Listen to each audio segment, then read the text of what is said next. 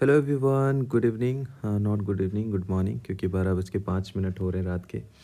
और मैंने सोचा एक पैसेज पे वीडियो बनाते हैं। 2024 का पैसेज काफ़ी टफ आया था, बहुत सारे लोगों ने बोला।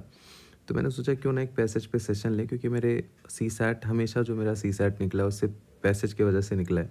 27 में से मेरे 24-25 सही हो जाते थे। और हम देखेंगे कि पैसेज के लिए ज़रूरी नहीं कि आपकी इंग्लिश बहुत अच्छी हो, कि आप विलियम शेक्सपियर हो या आप मुंशी प्रेमचंद जी हो, कि आपकी हिंदी बहुत अच्छी हो। यहाँ इसका गेम ही नहीं होता। यहाँ गेम होता है आपके अंडरस्टैंडिंग का। बहुत बारी क्या होता है, आप उसका मीनिंग भी ना समझो ना, उसको समझ में भी नहीं आया कि क्या बोल रहा है, लेकिन आप फील से समझ जाओगे कि क्या कहना चाह रहा है। तो अगर जो चीज़ें मैं आपको बता रहा हूँ, अभी ये पहला सेशन होगा, शायद यही आपके काम आ जाएगा। लेकिन अगर आप बोलोगे कि नहीं और सेशन चाहिए, तो मैं और भी करवा दूँगा। आप लाइक, सब्सक्राइब, कमेंट करते रहना। अगर आपने ये किया तो 55 प्लस मार्क्स आराम से आप बना सकते हो। देखो, अगर आपका सीसैट में पैसेज अच्छा हो गया ना, तो ईज़िली आप बहुत अच्छे मार्क्स स्कोर कर सकते हो। उससे पहले कुछ इंपॉर्टेंट पॉइंट मैं आप लोगों को बता दूँ। देखो, ये स्प्रिंट का कोर्स अभी चल रहा है। पाथफाइंडर स्प्रिंट एक ही चीज़ है, you can join any time. चीज़ें चल रही हैं पेस पे। और ये जो है हमारा पीवाईक्यू एनालिसिस चल रहा है, तो यहाँ पे सारी चीज़ें करवाई जा रही हैं, लाइव सेशन चल रहे हैं, मैं ही लेता हूँ। तो आप उसको जितनी जल्द हो सके जॉइन कर सकते हो बिना डिले के। इम्पॉर्टेंट पॉइंट जो आपको बहुत ज़रूरी है जानना है, ये पिछले साल मैंने बनाया था, 14,000 व्यूज़ गए थे। इसको भी आप देख लेना, आप लोग के काम आ जाएगा। लेकिन उससे भी एडवांस चीज़ें हम यहाँ पे डिस्कस करेंगे। पहली चीज़ क्या है कि जब भी आप पैसेज पढ़ रहे हो और पैसेज के पास जो भी आंसर है, अभी हम देखेंगे, मैं 24 का आपको डिस्कशन कराऊंगा पूरा। जो भी उसका आंसर है, अगर वो उस चीज़ में नहीं लिखा हुआ है पैसेज में, तो उसको गलत मानना है। अगर अजम्पशन लिखा है तो उसका मतलब ही नहीं आप कुछ भी अज्यूम कर लोगे। ये बहुत बड़ी दिक्कत होती है। देखो, वो स्टेटमेंट सही होगा इन जनरल। अगर आप देखोगे कोई चीज़, मान लो क्लाइमेट चेंज के बारे में बात कर रहा है या कुछ पॉवर्टी के बारे में बात कर रहा है, बोलेगा ये रीज़न है पॉवर्टी का। हाँ, वो रीज़न है, बट क्या वो पैसेज में है? नहीं है। आप अजम्पशन अपने नॉलेज के बायस पे कर लेते हो। आपको पता है हाँ हाँ ये तो सही बात है। अरे वो सही बात है, आपने अपने नॉलेज पे अज्यूम किया, बट वो पैसेज के बेसिस पे आपको अज्यूम करना है। तो ये चीज़ें समझना, बहुत ही स्ट्रिक्ट रहना है चीज़ों को लेके। मैंने एक यूपीएससी में पैटर्न देखा। देखो, एक दो चीज़ें इधर ऊपर नीचे होती है वेगनेस में, बट जनरली यूपीएससी नहीं कंसीडर करता। आप कुछ भी नहीं अज्यूम कर सकते। फिर सेकेंड, एक्सट्रीम वर्ड तो हमें पता ही है, हम देखेंगे पैसेज में एक्सट्रीम वर्ड फालतू के लिखे होते हैं, क्योंकि रॉन्ग स्टेटमेंट बनाना सबसे टफ टास्क है। छोटा सा पैसेज है यार, उस पैसेज में 4 ऑप्शन बनाने, और ऐसे बनाने कि उसमें सही ऑप्शन जो है वो पता ना चले और गलत वाले भी सही लगें।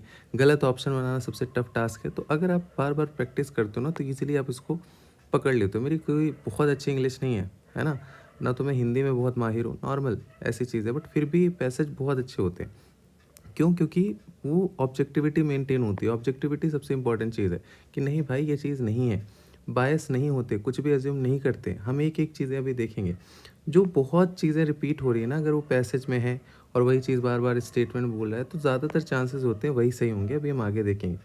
हाफ ट्रूथ ट्रैप एक होता है, कि आधा स्टेटमेंट सही देगा बट नेक्स्ट आधे में कुछ उल्टा पुल्टा कर देगा, क्योंकि रॉन्ग भी बनाना होता है। तो वो चीज़ आपको ध्यान से समझनी है, ध्यान से पकड़नी है। तो चलो बिना टाइम वेस्ट करते हुए शुरू करते हैं। उससे पहले आप लोग सब्सक्राइब कर लो, शेयर किया करो वीडियोस, ठीक है। आप लोग लाइक सब्सक्राइब नहीं करते, कमेंट वमेंट नहीं करते, पहले बहुत करते थे। चलो पहला पैसेज देखते हैं, 2024 का है। हम ध्यान से पढ़ेंगे, आपको ये चीज़ें समझनी है। अगर आपने ये चीज़ें दिमाग में बिठा लेना, आपके कभी गलत नहीं होंगे पैसेज में। सिर्फ पढ़ो, आपको बहुत ज़्यादा बार बार पढ़ने की ज़रूरत नहीं है, एक ही बारी ध्यान से पढ़ो। अगर कुछ नहीं समझ में आ रहा तो थोड़ा बहुत हिंदी देख लो, अगर जो हिंदी एरिया से हैं। बाकी जो साउथ इंडियन है उनको तो वैसे भी इंग्लिश अच्छी आती है, तो कोई ऐसे दिक्कत नहीं होती। तो क्या कह रहे हैं, today if we consider cities as New York, London, Paris as some of the most iconic cities in the world, ठीक। It is because plan carrying a heavy system approach were imposed on the presents the backbone of the system theory in the process of translating social, spatial, and cultural desirable into mathematical model. Using computing statistics, optimization, and algorithm way to formulate and solving problem. मैं ऐसे ही पढ़ता हूँ passage, ठीक है। The early universities of the West, which begins to train professional plannings, then spawned some of the most ingenious planner who were expert in these domain. This was because very subjective were observed in planning curriculum that had root in social science, geography and architecture.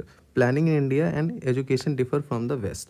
तो बताया जा रहा है कि जो New York, London, Paris, कुछ हमें समझ में आया कि वहाँ पे मतलब सिस्टम अप्रोच के बेसिस पे था, बहुत सारी चीज़ें इंटीग्रेट की जाती हैं, और हमारा जो है थोड़ा सा डिफरेंट है। अभी पैसेज में देखते क्या कह रहा है, विच of the following statement best reflect the most logical and rational interference that can be made from the passage.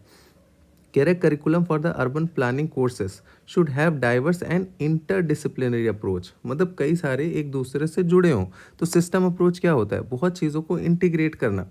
ठीक है, ये चलो आपने क्वेश्चन मार रखा, थोड़ा बहुत लग रहा है कि सही होगा। दूसरा कह रहे हैं India city administration is under bureaucracy, कहाँ पे इसमें ब्यूरोक्रेसी की बात हुई है, यही चीज़ आपको समझना है, आपको तुरंत काटना है, उसमें बहुत ज़्यादा टाइम ही नहीं लगाना है। ब्यूरोक्रेसी की कहीं बात नहीं हुई, आप इसको अज्यूम नहीं कर सकते। ठीक है, फिर कह रहा है कि in India the management of urban areas local affairs and chronic problem insufficient fund. अब ये एक्चुअल में स्टेटमेंट सही है, बट इसमें कहाँ बोला है, फंड वन की कहीं बात ही नहीं हुई। अब इसको काटो, with high density of population wide spread poverty, ये कहाँ बात हुई है। देखो, अगर आप नहीं भी पढ़ो ना, सिर्फ ये चीज़ें आपने पढ़ लिया जो उस पैसेज में नहीं है, नहीं समझ में आया पैसेज, उसके बाद भी आप 3 गलत करोगे और आपको ऑटोमेटिकली सही हो जाएगा। वर्ड से लग रहा है यार कितना बढ़िया खतरनाक लिखा है, for urban planning course should have diverse and inter disciplinary approach. ऐसे मतलब लिखने का तरीके से ही पता चल जाता है कि ये सही वाला होगा। दूसरा देखते हैं, कह रहा है विच of the passage following assumption. अब जब ये अजम्पशन और ये इन्फेरेंस, ये सारी चीज़ें बहुत ज़्यादा, इसमें कंफ्यूज मत हो। ठीक है, बिल्कुल कंफ्यूज मत होना। ये अपना टेलीग्राम चैनल है, इसको ज्वाइन कर लो जल्दी से जल्दी। हम लोग यहाँ पे सारी चीज़ें डिस्कस करते रहेंगे, मैं बहुत एक्टिव रहूँगा यहाँ पे। ठीक है, तो यू कैन ज्वाइन। तो ये चीज़ें आप ध्यान रख लेना, इसमें कोई बहुत ज़्यादा डिफरेंस नहीं होता है। जैसे कि पहला वाला हम देखें, in India a new generation of urban professional with knowledge relevant to modern practice. New generation of urban professional मतलब कैसे, with knowledge relevant to modern urban practice. Modern urban practice मतलब बहुत सारी चीज़ों को इंटीग्रेट करना। यही तो पैसेज में कह रहा है ना, the backbone of the system theory is process translating social spatial cultural desirable into mathematical model. तो मॉडर्न अर्बन प्रैक्टिस का कहीं ना कहीं वो आएगा। ये ओवरऑल सिस्टम अप्रोच की बात कर रहा है। फिर कह रहा है university as present have no capacity. ऐसे कहाँ बात करी है, कैपेसिटी ही नहीं है, तो ये तो आप ऐसे ही काट दोगे, ये आपका सही जाएगा। वेरी इजी, मतलब ये तो मैंने बहुत टाइम लिया, 2 मिनट ले लिया, लेकिन आप इसको 1 मिनट में उड़ा लोगे। अगेन देखो, not every voice on the internet command the same kind of audience. ठीक है, तो कहीं ना कहीं अनइक्वल वॉइस है। When anonymous private entities with high capital can pay, पैसा ज़्यादा दे दिया उन्होंने, for more space for their opinion, तो उनको ज़्यादा जगह मिल जाती है, जैसे चाहे वैसे मैनिपुलेट कर सकते हैं। They are effectively buying a louder voice. ठीक है, अपना नैरेटिव बिल्ड कर सकते हैं। A political discourse in the digital sphere is a matter of outshining one's opponent till the election is won the then the quality of politics suffer. कि मतलब पैसा खूब दिया, अपने हिसाब से नैरेटिव चलाया और जीत गए, उससे क्या हो रही है, पॉलिटिक्स सफ़र कर रही है। The focus on social media is restricted to the promotion of content. मतलब कंटेंट प्रमोट करो, लोग ज़्यादा से ज़्यादा देखें, इंगेज करें, that generate more user engagement regardless of how inflammatory the content में भी, कुछ भी हो उनको उससे फ़र्क नहीं पड़ रहा है। अब देखते हैं पैसेज में, पैसेज कहीं ना कहीं नेगेटिव टोन में है। ठीक है, तो आंसर भी नेगेटिव टोन वाला ही कुछ होगा। Which above the following statement best reflect the central idea of the अब passage. Constructed as a market place view social media ensure instant access to information. ठीक है, ये सही बात है, instant action to information, but क्या ये central idea है क्या इसके बारे में? ये तो निगेटिविटी शो कर रहा है ना कि अनइक्वल है, पैसा जो दे रहा है उसका काम हो रहा है, जो नहीं दे रहा है वो नहीं हो रहा है। सोशल मीडिया नॉट आइडियल, ठीक है, और moral institution, but the product built by the companies to make profit. तभी तो पैसा लेके काम कर रहे हैं, जिसने पैसा दिया उसका ज़्यादा हुआ तो प्रॉफिट हो रहा है ना, फ़ायदा हो रहा है कंपनीज को। Social media have been created strengthen democracy. अब ये पॉजिटिव स्टेटमेंट है, एकदम अपोजिट कर रहा है, ये भी पॉजिटिव है, ये भी पॉजिटिव है, तो गलत हो जाएगा, सही नहीं होगा, क्योंकि निगेटिव वाला स्टेटमेंट सही होगा।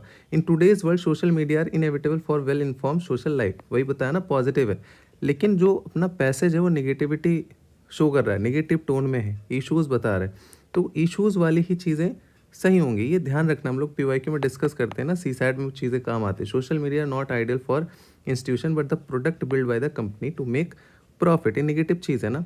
फिर कह रहा है बेस्ड ऑन द अब passage the following assumption have been made. Internet is not inclusive enough, मतलब पर्याप्त नहीं है, मतलब होगा लेकिन पर्याप्त नहीं है, यही तो कह रहा है ना, unequal voice.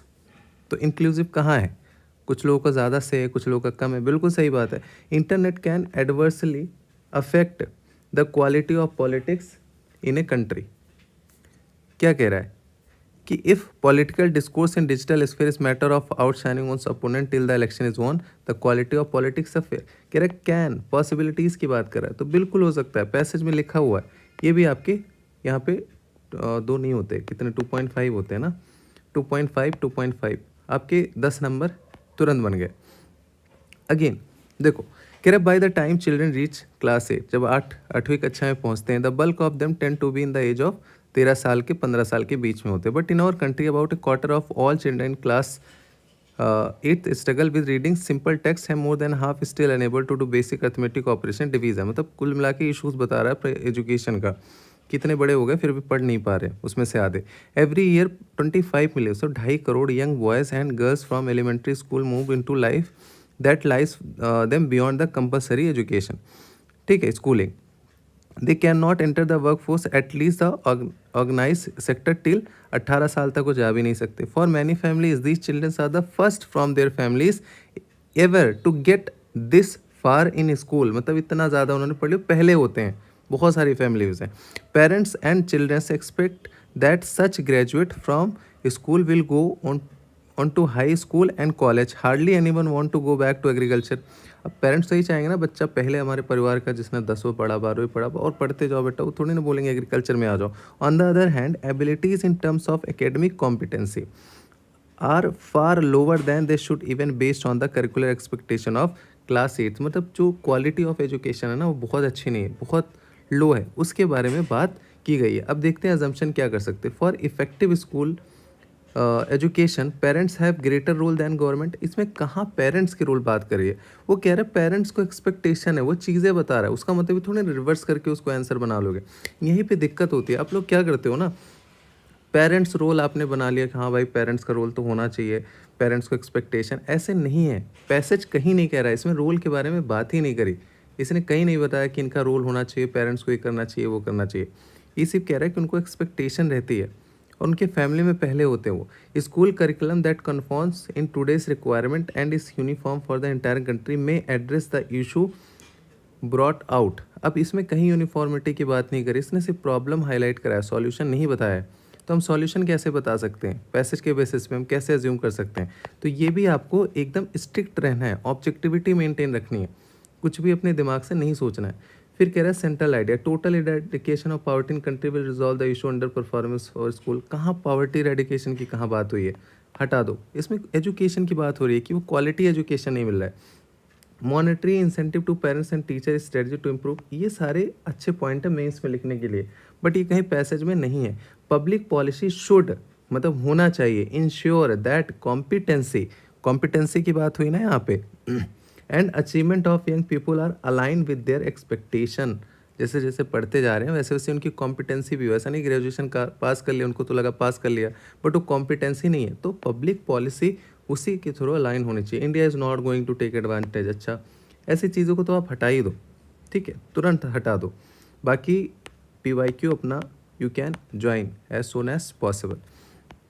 Now again next देखते हैं। We take it for granted now that science has a social responsibility, मतलब सामाजिक इसकी एक जिम्मेदारी है। The idea would not have occurred to Newton और गैलीलियो। न्यूटन गैलीलियो के टाइम ये सब आइडिया नहीं था। They thought of science as an account of world as it is, मतलब वो जो है वैसे ही बताना है। And the only responsibility that they acknowledge was to tell the truth. जो सच है वो सच है, उनकी कोई सोशल रिस्पॉन्सिबिलिटी नहीं थी। The idea that science is social enterprise is a modern, मतलब जो सामाजिक काम करना है साइंस को, मॉडर्न है, वो पहले नहीं था। And its begin at the industrial revolution के टाइम से शुरू हुआ। We are surprise that we can not trace a social sense further back because we nurse the illusion that the industrial revolution ended a golden age. अब कह रहे हैं कि thinking of the other क्या है, ये सब फालतू की चीज़ें हैं, आप पैसे देखोगे ऐसे समझ जाओगे। Science must value the commitment of the scientist. यहाँ कमिटमेंट की बात नहीं हो रही है, यहाँ रिस्पॉन्सिबिलिटी की बात हो रही है, ठीक है। रिस्पॉन्सिबिलिटी ट्रूथ, दो चीज़ों के बीच में डिबेट हो रहा है, और पहले का इंडस्ट्रियल रिवॉल्यूशन बाद का। Science is a product of civilize society and must be use for the promotion of scientific awareness in people. चलो ठीक है, आपको थोड़ा सा वेगनेस लगा, आपने क्वेश्चन मार्क रखा। Industrial revolution was made possible by the advancement of the science. इसने ये बताया कि इंडस्ट्रियल रिवॉल्यूशन के पहले ऐसे था, बाद में ऐसे था। ये नहीं बता रहा कि इसकी वजह से इंडस्ट्रियल रिवॉल्यूशन हुआ, पॉसिबल हुआ इसके वजह से। आप तुरंत गलत मारोगे। साइंस मस्ट परस्यू ट्रुथ, ठीक है, but be responsible for social welfare. पूरे पैसेज को समराइज कर दिया इसने एक लाइन में कि ट्रुथ होना चाहिए जो पहले था, but at the same time responsibility होना चाहिए सोशल वेलफेयर के लिए। पूरा समराइज हो गया। फिर ये आप ऐसे ही हटा दोगे प्रोडक्ट ऑफ सिविलाइज सोसाइटी की कहाँ बात हो रही है। And must be use for the promotion of scientific awareness in the people, चलो ठीक है वो एक तरीके से मान लें, लेकिन एक्सट्रीम हो जाता है ना, थोड़ा सा ध्यान रखा करो। तो डी, ठीक है, सब्सक्राइब आपको ज़रूर से ज़रूर करना है, ठीक है, जितना सब्सक्राइब करोगे लाइक करोगे उतना ही ज़्यादा वीडियोज़ आएंगे। फिर again, only with a long experience and opening of his wares on many a beach where his language is not spoken, ठीक है, will the merchant come to know the worth of what he is carry and what is parochial and what is universal in size। कुछ comparison local और universal के बीच में बात हो रही है, ठीक है। Such delicates good as a justice love and honour courtesy and indeed all things we care for are valid everywhere, but they are variously molded and often differently handled and sometimes nearly unrecognizable. If you meet them in a foreign land, and the art of learning fundamental common values is perhaps the greatest gain of travel। ठीक है, तो कहीं ना कहीं कुछ travelling के बारे में बात कर रहा है कि आप लोकल जगह जाते हो, यूनिवर्सल जगह जाते हो, देखते हो, सीखते हो। तो कह रहे द आर्ट ऑफ लर्निंग, ये मुझे थोड़ा समझ में आया, फंडामेंटल कॉमन वैल्यूज़, कुछ कॉमन वैल्यूज है आपको सीखना है। Perhaps the greatest gain of travel to those who wish to live at ease among their fellows, ठीक है, जो मतलब चाहते हैं सीखना कि लोग कैसे रह रहे हैं, उनके आसपास वाले कैसे रह रहे हैं। अब ये थोड़ा सा मुझे एक निचोड़ समझ में आया, बाकी ये फालतू की चीज़ें मैं उतना दिमाग भी नहीं लगाया, उतना आपको भी शायद बहुत नहीं समझ में आया होगा जिनकी इंग्लिश उतनी अच्छी नहीं होगी। बट अब चलो इसको पढ़ते हैं। कह रहा है when we meet other people while we travel we learn differentiate between imagination and understanding, communities and nationalities, local value universal value, friends and force. Local value universal value सामने लिखा है, पैरोकियल नैरो छोटा, local सीधे आ गया answer. हमें क्या ज़रूरत है इसमें पीएचडी करने की, क्या लिखा है क्या नहीं। अब passage following assumption has been made, travel lead to an understanding of the humans, ठीक है। कह रहा है who wish to live at among ease among their fellows, their fellows कौन है, जो साथ में उनके जैसे, क्वेश्चन मार्क रख लो। Travels helps those who wish to learn fundamental common values, ठीक है, the learning fundamental common values perhaps the greatest gain. तो कर सकते हैं ना, हेल्प्स, हेल्प मतलब 0.001% जो हम PYQ में सीखते हैं, तो दो तो होगा ही होगा। A person with long experience in travel can resolve differences among people. अब इसमें कहाँ डिफरेंसेस की बात हुई है, मार कुटाई की बात हुई है, ये तो आप ऐसे ही काटोगे, आपने काटा सीधे आप आंसर आ गए 1 और 2, सीधे आंसर आ गए 1 और 2। ये है अपना टेलीग्राम चैनल, इसलिए बार बार बता रहा हूँ क्योंकि बहुत सारी चीज़ें अब वहीं पे होंगी। अभी जैसे हमारा PT डिस्कशन चल रहा है, PT 365, वो वहीं पे चल रहा है, वहीं पे लाइव क्लासेस होती हैं, यूट्यूब पे नहीं डाल रहे हैं। यूट्यूब पे ऐसी चीज़ें डालते रहेंगे थोड़ा बहुत, बाकी कुछ सेशन वैसे होते रहते हैं जो वहीं पे होंगे। यूट्यूब पे डालना वो इतना बड़ा लॉजिस्टिक इंसेंटिव होता नहीं इसमें यूट्यूब से, बस ये रहता है कि ठीक है बाकी जो लोग जुड़े हुए हैं उनको कुछ ना कुछ मिलता रहे, फाइनेंशियल ऐसे कोई इससे फ़ायदा नहीं होता और बहुत ज़्यादा लॉजिस्टिक लग जाता है। Conventional classroom by emphasizing fixed duration over learning effectiveness, ठीक है, resign themselves to variable outcome, ठीक है। The tiny of the classroom is that every learner is subjected to the same set of lecture in the same way for the same duration, चाहे उसको आता हो नहीं आता हो, कोई तेज़ हो धीमे हो, सब एक ही जैसे देखते हैं ना, एक साल पूरा पढ़ते रहते हैं। In the end a few learner shine, कुछ टॉप कर जाते हैं, सम सर्वाइव मेरे जैसे, and the rest are left behind, ठीक है। After the fix duration the class room model moves on, अब वो नेक्स्ट में चले गए, with not a thought spared those who left behind, जो रह गए उनको कोई ध्यान नहीं, बस चलते जाओ। This is how we end up the 10% employability in our graduate after decades and half of formal education, मतलब वो स्किल ही नहीं आ रही लोगों के पास, बस पढ़ते जा रहे हैं, कक्षा 1 कक्षा 2 कक्षा 3 कक्षा क्रॉस होते जा रहे। Repeating the same ineffectual spirit in the realm of skill education, अगर आप यही चीज़ बार बार रिपीट करो जहाँ पे स्किल की ज़रूरत है, will not produce different result, ठीक है। तो कहीं ना कहीं ये भी क्वालिटी एजुकेशन की बात कर रहा है, ठीक है, क्वालिटी एजुकेशन की बात कर रहा है, थोड़ा उसमें रिस्ट्रक्चरिंग की बात कर रहा है कि सबको एक जैसे नहीं कर सकते। Which of the following statement best reflect the most logical reason inference, ठीक है, that can made from the passage in conventional classroom learning, जो अभी चल रहा है, the central goal is duration of learning rather than attainment of competency, कि 1 साल हो गया खत्म हो गया, कॉम्पिटेंसी से कोई मतलब नहीं, कौन हुआ कौन नहीं हुआ, बिल्कुल सही, यही तो कह रहा है ना। Conventional classroom by emphasizing fix duration of learning effectiveness design themselves to variable outcome, मतलब आउटकम क्या है उससे कोई फर्क नहीं पड़ता, बिल्कुल सही बात है।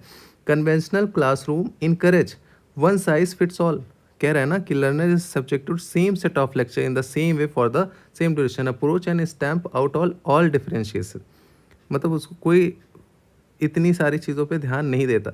ये भी पैसेज कह रहा है, सी ऑप्शन सीधे सीधे पैसेज में लिखा है। फिर कह रहा है assumption as a large number of worker in our country we are employed in unorganize sector India does not need to change present conventional classroom. फालतू की चीज़ें, ठीक है। Even with it present, even उवन लगा के जब शुरू होता है ना, समझ जाओ गलत ही होगा। Even with its present conventional classroom system of education India produce sufficient number. कहाँ लिखा है सफिशिएंट नंबर? 10% सफिशिएंट नंबर होता है, ये भी आपका गलत हो गया।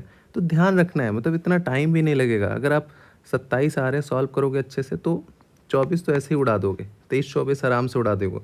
23-24 भी आपने उड़ाया, आपके अच्छे खासे मार्क्स बन जाएंगे। वर्स्ट केस में भी 50-55 आप क्रॉस कर जाओगे। Again when a child reaches कहाँ पे? Adolescence, there is a apt to be conflict between the parents and the child. ठीक है, फिर आप बात नहीं मानते, हाँ क्या कह रहे हो, हाँ ठीक है, ऐसे बात करते हो ना पेरेंट्स से। Since the latter consider himself to be by now quite capable of managing his own affair. फिर कहते हो हम अपना खुद देख लेंगे, हमें नहीं चाहिए आपकी परमिशन। लड़ते हो ना पेरेंट्स से। While the former are filled with the parental solicitude, भाई क्या लिखा है, which is often a disguise for love of power. Parents consider usually that the various moral problem which arises in adolescence are peculiarly their province. The option they express, however, are so dogmatic, मतलब assertive, that the young seldom confine them and usually go their own way to secret. अभी यही कह रहा है कि बच्चे एक time के बाद नहीं सुनते हैं, लेकिन जो पेरेंट्स होते हैं ना उनको मतलब पावर की भूख होती है उनको। अरे हम बाप हैं तुम्हारे, ठीक है, हम बताएंगे कैसे ये प्रॉब्लम को ऐसे सॉल्व करना है, ये करना है, वो करना है, असर्टिव तरीके से। तुम्हें क्या पता है बाप, बेटा बाप है तुम्हारे, है ना, डॉगमेटिक असर्टिव। तो क्या करते हैं, अपने आप को अपने हिसाब से चलने लगते हैं, बहुत ज़्यादा मतलब इंटीग्रेट नहीं होते हैं। कुल मिला के थोड़ा बहुत ये फील आया मुझे पैसेज पढ़ के। Based on the above passage, the following assumptions have been made. The adolescent does not feel comfortable with his parents because they tend to dominate and assertive. यही तो कह रहा है ना. However, are so dogmatic that young seldom confide them. ठीक है, तो ये चीज़ें सीधे सीधे पैसेज में आ रही है। The adolescent of modern times does not have much respect for parents. इसमें कहाँ कह रहा है कि रिस्पेक्ट नहीं है पेरेंट्स के लिए? वो देखो, लैक ऑफ रिस्पेक्ट डिफरेंट चीज़ होती है, ऑटोनॉमी डिफरेंट चीज़ है। वो ऑटोनॉमी की बात कर रहा है, वो अपने हिसाब से चीज़ें चलेगा। उसका मतलब ये नहीं डिसरिस्पेक्ट कर दिया, ओवर मत चले जाना। तो यहाँ पे कहीं रिस्पेक्ट डिसरिस्पेक्ट की बात नहीं हो रही है, तो only one option is correct. फिर कह रहा है सेंट्रल आइडिया क्या है? Parents in general way not be much help, not be of much help when childrens are their way of becoming adults. ठीक है, question mark. When a children reach adolescence involvement parents in their lifes in unnecessary. ऐसे कहीं नहीं लिखा है कि unnecessary होना चाहिए, बस एक डिस्कशन चल रहा है इसमें, ये कोई कंक्लूजन नहीं है। Modern day nuclear families are, कहाँ न्यूक्लियर फैमिली की बात ही नहीं हुई है। In modern society adolescence tend to be stubborn, disobedient and careless. अब ये क्या है कि ब्लेम कर दिया, मतलब एक तरीके से जो बच्चे हैं उनका नेगेटिव शो कर दिया। ऐसा ये भी नहीं शो कर रहा है, दोनों के अपने अपने ओपिनियन है, दोनों अलग अलग माइंडसेट से हैं। तो ये बच्चे बेकार हैं ऐसा ये सब नहीं है कि, बट जो पैसेज है ना वो ब्लेम कर रहा है पेरेंटल डॉगमेटिज्म से, कि जो पेरेंट्स हैं, है ना, वो कैसे असर्टिव हैं, उस चीज़ को ब्लेम कर रहा है। इसके वजह से बच्चे क्या होते हैं, अपने हिसाब से चलने लगते हैं, क्योंकि वो सुनते नहीं हैं, because their love of power, जो हमने देखा है। तो ये भी आप हटा दोगे तो बचा कौन? पेरेंट्स इन जनरल, देखो वर्ड से ही लग जाते हैं, in general may not be, may भी लगा दिया, जनरल भी लगा दिया, much help when childrens are on their way of becoming adult, क्योंकि फिर अपने हिसाब से चलते हैं, वो अपनी दादागिरी दिखाते हैं, उसकी वजह से बहुत ज़्यादा उन चीज़ें पता चली ना। अब स्टार्ट करते हैं 2025 का। आपके सामने मैं पैसेज पढ़ूंगा, ठीक है, आई होप आप लोगों को दिख रहा होगा। और पैसेज पढ़ते टाइम आपको फिर मैं आंसर दिखा दूंगा, एक बारी आप आंसर देख लो। यहाँ पे आंसर मतलब इसके जो क्वेश्चंस हैं उसको आपको देखना है। तो पैसेज पढ़ते हैं सबसे पहले। तो क्या कह रहा है पैसेज में? सबसे पहला पैसेज है कि maintaining an ecosystem is a just conservation, biodiversity will affect its commercial potential as well as livelihood dependent. तो कह रहा है अगर हम कंजर्व करेंगे बायोडायवर्सिटी को तो अफेक्ट करेगा, जो इसका कमर्शियल पोटेंशियल उसको हम यूटिलाइज नहीं कर पाएंगे, और जो लोग उन पे डिपेंडेंट हैं उनको भी अफेक्ट करेगा। On the ecosystem there is also conflict between using an ecosystem only for livelihood, for commercial exploitation or strictly for conservation।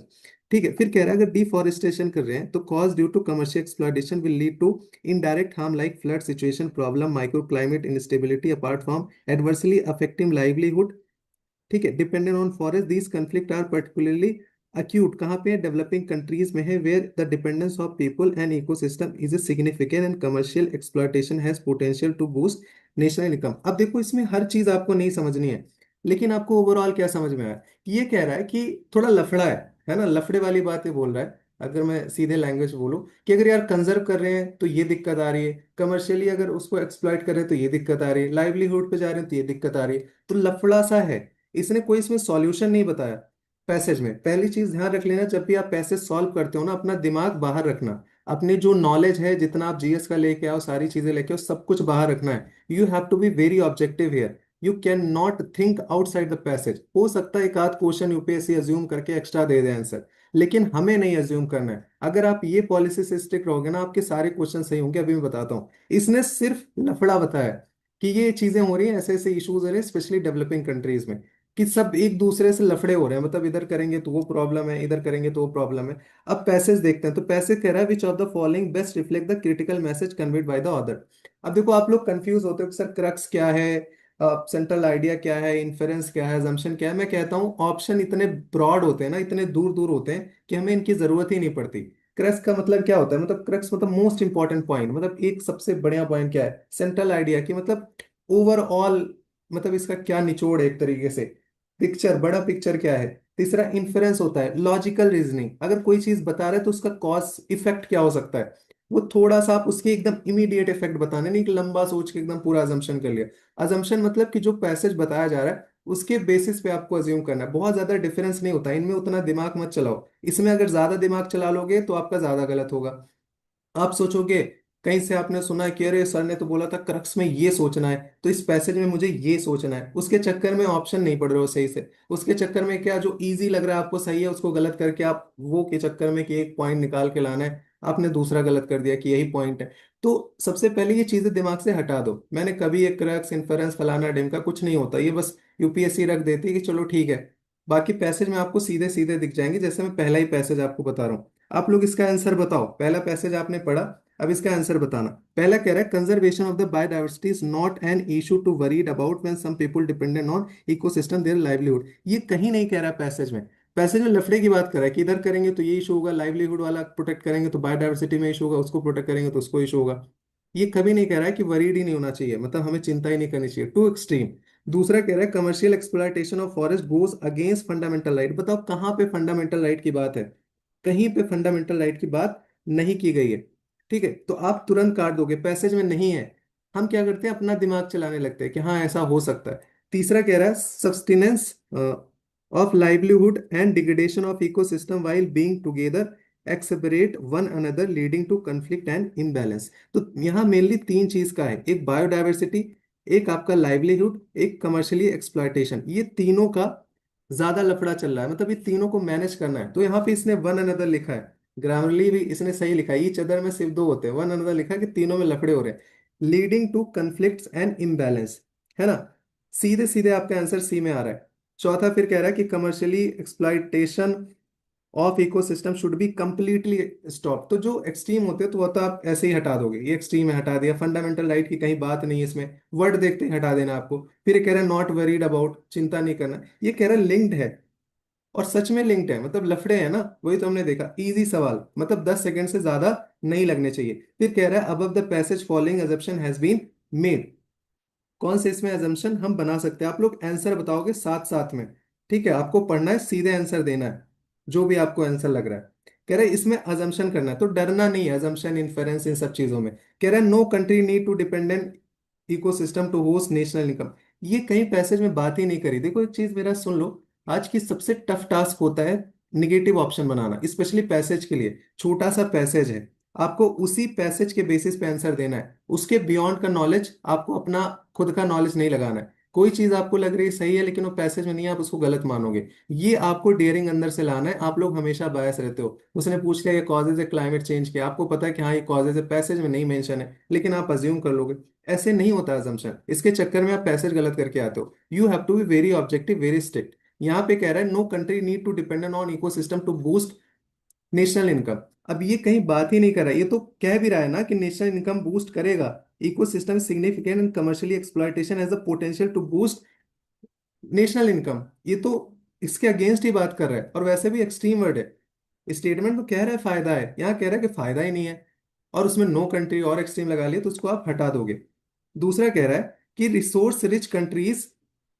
resource rich countries need to share their resources with those scant resources as to prevent the degradation ecosystem। अब बताओ यहाँ पे कहाँ बात करी है कि resource rich जो कंट्रीज हैं वो शेयर करें रिसोर्सेस, हम कैसे अज्यूम करते हैं, कहीं इसमें रिसोर्स रिच कंट्रीज की बात ही नहीं करी है। ये अच्छा तो बहुत लग रहा है सुनने में, है ना, बहुत बढ़िया लग रहा है सुनने में कि आप अज्यूम कर लो। ऐसे अगर आप अज्यूम करने लगोगे तो उसकी तो कोई सीमा नहीं है ना, आप कितना भी अज्यूम करते चले जाओ, उसकी कोई लिमिटेशन ही नहीं है। सुनने में अच्छा लग रहा है, बट पैसेज में कहीं resource rich countries need to share their resources सबकी बात हुई है, ये पैसेज में ही नहीं है, नॉट इन द पैसेज। तो यहाँ पे ऑप्शन क्या सही होगा, डी ऑप्शन आपका सही होगा, यहाँ पे सी, यहाँ पे D.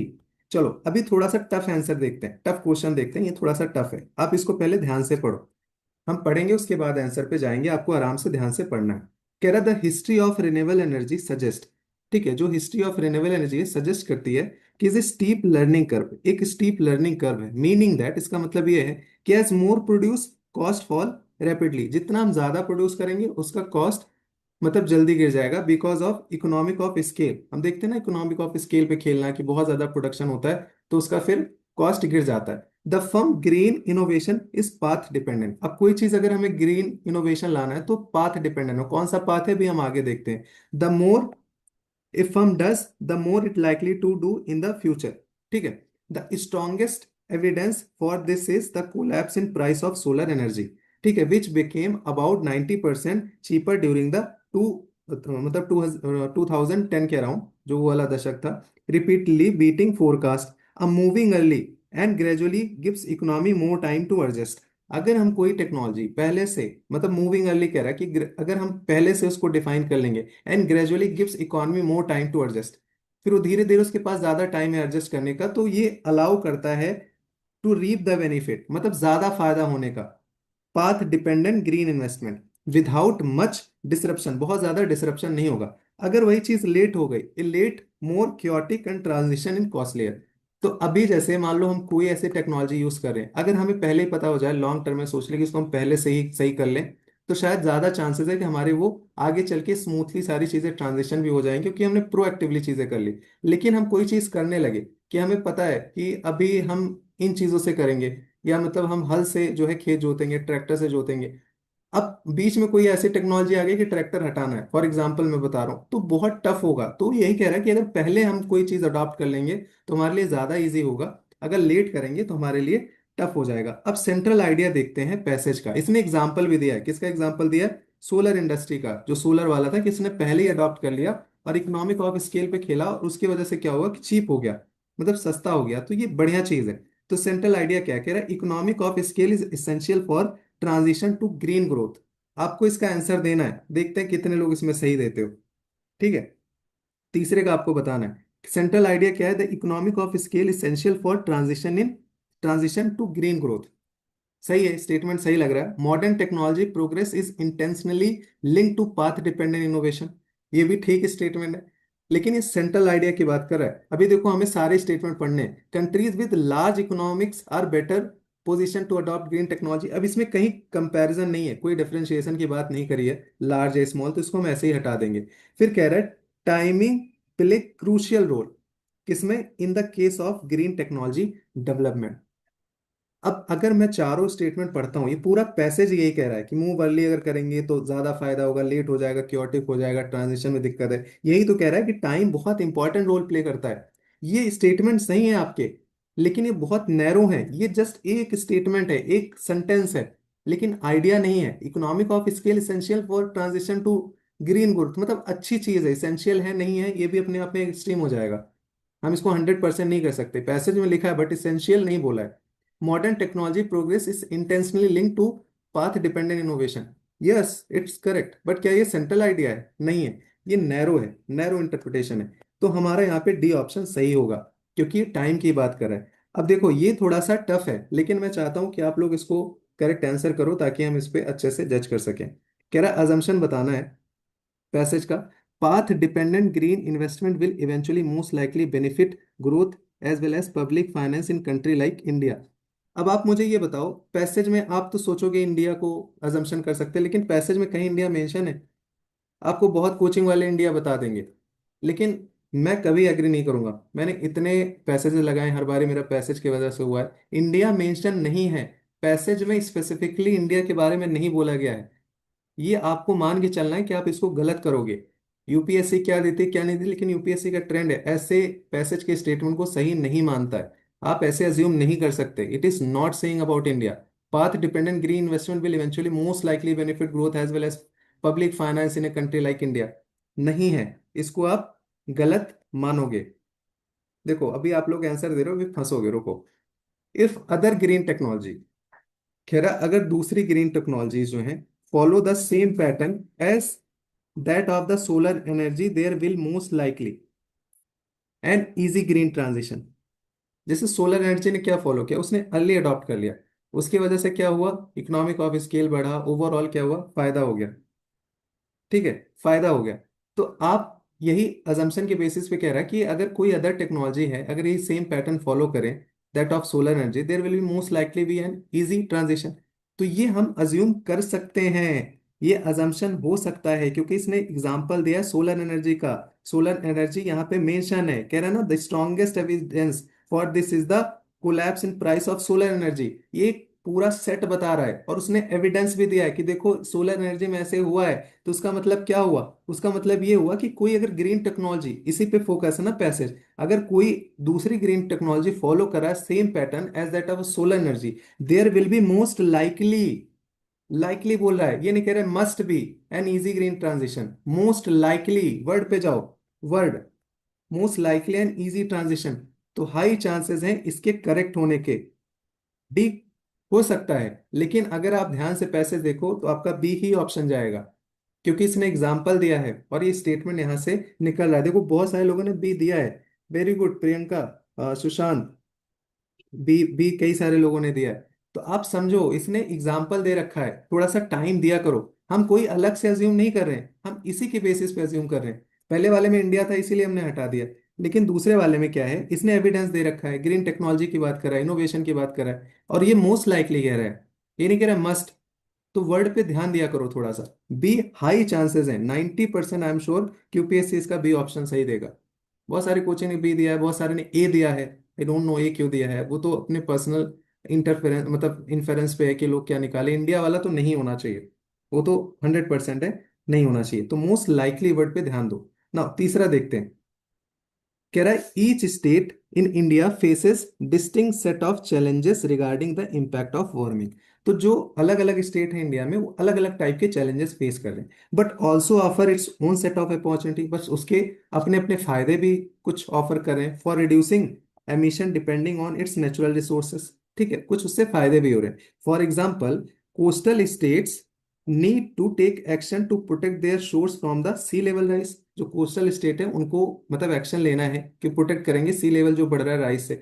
District that are dry need to prepare for variable monsoon precipitation. ठीक है, ड्राई लैंड के लिए, हिमालय के लिए अलग चैलेंज है, their region has been their own challenges and selected part of peninsula India and offshore areas offer great opportunity harnessing the wind power. लेकिन कुछ सेलेक्टेड एरिया है पेनिनसुला, उसमें वहां पे अपॉर्चुनिटी भी है, जैसे विंड पावर के लिए अपॉर्चुनिटी है। These various aspects need to be considered for developing country and sustainable goal for the future। तो कह रहे ये इतने सारे लफड़े हैं, थोड़ा सा कुछ नुकसान है, यहाँ ये प्रॉब्लम है, वहाँ ये प्रॉब्लम है, कोस्टल एरिया में ये प्रॉब्लम है, बट कहीं कहीं थोड़े बहुत फायदे भी हैं। तो जब भी हम कुछ कर रहे हैं ना, तो ये सारी चीजें हमें दिमाग में बिठा के रखनी है। कुल मिला के पैसेज का मतलब ये है। अब आते हैं इसमें आंसर देखते हैं 11। तो कह रहा है most logical rational pragmatic message conveyed by the author. हमें सिर्फ स्टेटमेंट पढ़ना है, आप आंसर ऐसे ही ले आओगे। The mitigation and adaptation strategy address tackle of climate change is essential responsibility of the state. कहाँ पे स्टेट की बात कर रखी है इसने, कहीं रिस्पॉन्सिबिलिटी बताई इसने स्टेट की, नहीं बताई, आप इसको अज्यूम नहीं करोगे। दूसरा कह रहा है in India too diverse, diversity बहुत है, to implement any effective strategy for program to address tackle the climate change. अरे डाइवर्सिटी है तो उसकी वजह से हम इम्प्लीमेंट, उसमें कोई इशू थोड़ी ना आ रहा है। डाइवर्सिटी यहाँ कोई बात ही नहीं हो रही है, यहाँ डाइवर्सिटी की बात नहीं, सब जगह अलग अलग प्रॉब्लम है, चैलेंजेस है। वो कह रहा है कि फ्यूचर में अगर कोई चीज होगी तो हम उसको देखेंगे। ये तो निगेटिव स्टेटमेंट हो गया, ये तो निगेटिव हो गया। तीसरा कह रहा है it is basically responsibility of the union government. अब यूनियन गवर्नमेंट कहाँ इसमें, state government union, out of context इसने चीजें बोली, आप काटोगे इसको। कह रहा है India need to formulate effectively climate change mitigation and adaptation strategy at state region level, यही कह रहा है और यही इसका क्रक्स है। डी ऑप्शन करेक्ट, एकदम इजी। फिर अगेन 12 नंबर क्वेश्चन, आप लोग जो आंसर दिया करो उसके आगे नंबरिंग भी दिया करो, ए बी बी सी, मुझे पता नहीं चलेगा ना कौन से आंसर का आप बता रहे हो। With reference to the passage the following assumption has been made, green energy, ठीक है, हाँ exactly, green energy production can be linked to integrate with the climate change mitigation and adaptation strategy. कह रहा है green energy production can be linked to integrate with climate change mitigation and adaptation strategy. आप लोग ये answer बताओगे, बहुत easy है, let me check कि आप वो समझ पाए नहीं समझ पाए। दूसरा कह रहा है effect of climate change are much more severe in coastal and mountain region. तो ये तो आप ऐसे ही हटा दोगे, कहीं डिफरेंशिएशन कंपैरिजन की बात नहीं है। इसने पैसेज में कहीं नहीं बोला कि माउंटेन में बहुत ज्यादा है वहां तो तबाही आ जाएगी, सारे लोग खत्म हो जाएंगे, कोस्टल में नहीं है, ऐसा कुछ नहीं बोला। इसने सब जगह के अलग अलग स्पेसिफिक चैलेंज, उसने बस एक डिस्क्रिप्शन दिया है, देयर इज नो कंपैरिजन। तो कंपैरिजन वाला तो ये तो आप हटा दोगे। नाउ टेल मी, पहला वाला सही या नहीं सही है, आपको ये बताना है। तो पहला वाला यस करेक्ट, सारे लोग ए बोल रहे हो, सही है पहला वाला। क्यों? क्योंकि ग्रीन एनर्जी प्रोडक्शन लिंक्ड है, कह रहा है ना विंड वाला, कह रहा है selected parts of peninsula Indian offshore area offer great opportunity for harnessing wind power. Opportunity है, there are various aspect need to be consider developing clear and sustainable goal for future. तो वही कह रहा है कि green energy production can be linked to integrate the climate change mitigation adaptation strategy. तो ये आपका सही हो जाएगा, तो only one is correct. Now next देखते हैं, कह रहा है इफ द सोशल इनइक्वालिटी, ठीक है, is the most acutely felt social problem in India, जो सोशल इक्वालिटी कास्ट वास्ट जितने भी हो गया, is the most acutely felt social problem in India, most acutely। फिर कह रहा है इनसिक्योरिटी मोर देन पावर्टी, मतलब जो इनसिक्योरिटी है वो मोर देन पावर्टी है, पावर्टी से भी ज्यादा है। Is the most acutely felt economic problem, ठीक है, most acutely felt economic problem है, beside those below the official poverty line, ठीक है, those below the official poverty line, उसके जो नीचे हैं, even those just above the poverty line, जो just above भी हैं, मतलब थोड़े अमीर भी हैं, poverty line से ऊपर भी हैं, are subjected to multiple economic insecurity various kinds, उनके बहुत सारे, मतलब they are subjected to, मतलब various economic securities due to wealth, health risk, market fluctuation, job related uncertainties. Many government policies are actually intended towards a mitigation these insecurities। अभी आखिर में कह रहा है कि जो बहुत सारी गवर्नमेंट की पॉलिसी हैं जो इधर काम कर रही हैं इसके तरफ है। तो इसने डिस्क्रिप्शन दिया है कि सोशल इक्वालिटी है, अक्यूट सोशल प्रॉब्लम इंडिया में है, लेकिन इनसिक्योरिटी उससे भी ज्यादा है, पावर्टी से भी ज्यादा बड़ी प्रॉब्लम है। और ये प्रॉब्लम सिर्फ गरीब लोगों में नहीं है, इवन जो गरीबी से थोड़ा ऊपर है ना उनके लिए भी प्रॉब्लम है, जिसके लिए सरकार जो है वो काम कर रही है उस दिशा में सुधार के लिए। पैसेज का क्रक्स है, जो मेरी उतनी अच्छी इंग्लिश तो है नहीं बट समझ आया सीधे सीधे, जो आपने पढ़ा आपके सामने मैंने पढ़ा। अब आते हैं आंसर को हम देखते हैं। विच of the following statement best reflect the critical message conveyed by the passage. पहले कह रहा है India's political executive should be aware that poverty and social inequality and consequent sense of insecurity is the main social problem. तो यहाँ पे कोई political executive should be aware that poverty and social inequality and the consequent sense of insecurity is most social problem, ऐसा कुछ नहीं। उसने अलग अलग इंडिपेंडेंट चीजें बताई है, जो insecurity that is independent of poverty, है ना। दूसरा कह रहा है India poverty is the primary for the social inequality and insecurity. ये अभी हम इसको होल्ड करेंगे, हम चारों ऑप्शन पढ़ेंगे। Poverty and social inequality are so instinctively linked that they pose unimaginable crisis in India, मतलब अनइमेजिनेबल क्राइसिस ये इंडिया में है। फिर कह रहा है insecurity more than poverty is the main economic issue that government policy must address. अब बताओ इसका आंसर, बताओ। Insecurity more than poverty is the main economic issue that government policy must address। मतलब जो इनसिक्योरिटी है, पावर्टी से ऊपर भी जा रहे हैं लोग तब भी परेशान है, तब भी इनसिक्योरिटी है, ये मेन इकोनॉमिक इशू है गवर्नमेंट में, कि इनसिक्योरिटी से भी परेशान है। ये सारी चीजें एक एस्पेक्ट बता रहा है, लेकिन ये आपका सीधे सीधे पैसेज बता रहा है। पैसेज में सीधे लिखा हुआ है कि insecurity more than poverty is the most acute failed economic problem, और यही पैसेज में सीधे सीधे लिखा हुआ है। You can not go against this statement. कुछ भी लिखा हो, कुछ भी चीज हो, ये सीधे आपका पैसेज आ गया एकदम। वो सब वेग वेग लिखे हुए कंफ्यूज करने के लिए, ये है वो है, दोनों अलग अलग एंटिटी हो, कह रहा है इकोनॉमिक इनसिक्योरिटी ज्यादा है। तो ये आपको ध्यान रखना है। नेक्स्ट कह रहा है, with reference to the above passage the following assumption has been made. ये आपको बताना, people above the poverty line also prone to suffer from anxiety about the economic insecurity. जो अबव पॉवर्टी लाइन है, they are also prone to suffer from anxiety about economic insecurities. दूसरा कह रहा है, eradication of the poverty can result peace and social equality in the country. अब ये आपको बताना है, कह रहा है जो अगर हम पावर्टी हमने हटा दिया तो कैन रिजल्ट, मतलब रिजल्ट हो सकता है peace and social equality in a country. Peace and peace हो सकता है, मतलब फिर जो क्योस एंजाइटी ये सारी चीजें नहीं होंगी। तो आप बताओ इसमें क्या होगा। देखो पहला वाला तो आपका बिल्कुल सही है, क्योंकि ये कह रहा है ना, पैसेज में क्या कह रहा है कि beside those below official poverty just even those just above the poverty line are subjected to multiple economic insecurities. तो वही है ना, मल्टीपल में आ गया ना, कि जो पॉवर्टी लाइन से अबव है are also prone to suffer anxiety in economic insecurity की वजह से, वो बड़ी प्रॉब्लम है पॉवर्टी से। फिर कह रहा है, eradication of poverty can result in peace and social equality, not necessary, not necessary, क्योंकि पावर्टी अलग चीज हो गई, इनसिक्योरिटी अलग चीज हो गई इकोनॉमिक वाली। तो वही तो कह रहा है कि पावर्टी से ऊपर हैं लोग, अब जो पावर्टी लाइन से ऊपर है वो भी तो परेशान है ना, तो कैसे पीस आ सकता है। तो पावर्टी आप हटा भी दो तब भी पीस नहीं आ रहा है। ये तो पैसेज कह रहा है कि जब पॉलिसी बनाओ तो इस पे ज्यादा ध्यान देना चाहिए, और यही आपका करेक्ट आंसर ए हो जाएगा। तो जब भी आप पैसेज कर रहे हो ना, एक चीज हमेशा दिमाग में रखना, you have to be very objective. यहाँ कुछ हम अलग से थ्योरी नहीं लगा रहे, सिर्फ पैसेज का रेफरेंस ले रहे हैं। पैसेज में जो है वो माना जाएगा, जो नहीं है उसको नहीं मानेंगे। अब eradication of poverty can result in peace and social, ये सुनने में बड़ा अच्छा लग रहा है, बट क्या पैसेज कह रहा है? नहीं कह रहा है। पैसेज तो खुद बता रहा है कि पॉवर्टी के ऊपर वाले भी परेशान है। तो ध्यान से पढ़ो, 1 मिनट भी अगर दोगे तो आप आराम से, छोटा सा पैसेज है, 30 सेकंड लगेंगे इसको पढ़ने में, उससे भी कम, 2 बारी आप ऐसे ही पढ़ लोगे, सब समझ में आ जाएगा। और ऑप्शन बहुत दूर दूर के होते हैं, तो आप ऐसे ही उसको सॉल्व कर लोगे। Again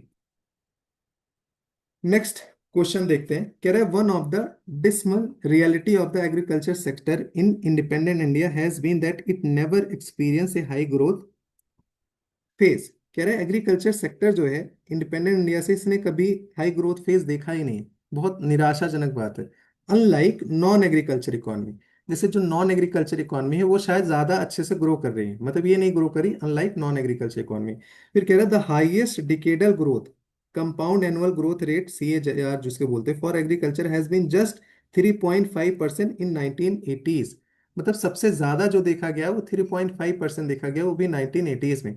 Also, after experiencing a spurt in decadal growth during the 1980s, agriculture growth suffered relatively stagnation thereafter.